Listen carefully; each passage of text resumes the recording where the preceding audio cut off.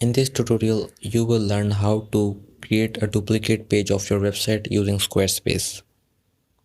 So let's dive into it.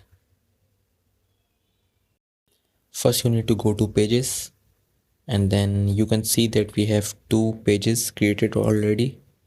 So for example, I want to create a duplicate page of take action page.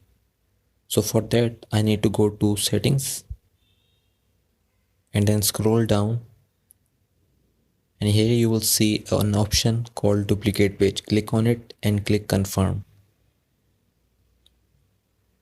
So in the left panel you can see that a page has been created. I'm gonna name it duplicate. So that's it, a new duplicate page has been created. I hope you found this video useful. Thank you for watching.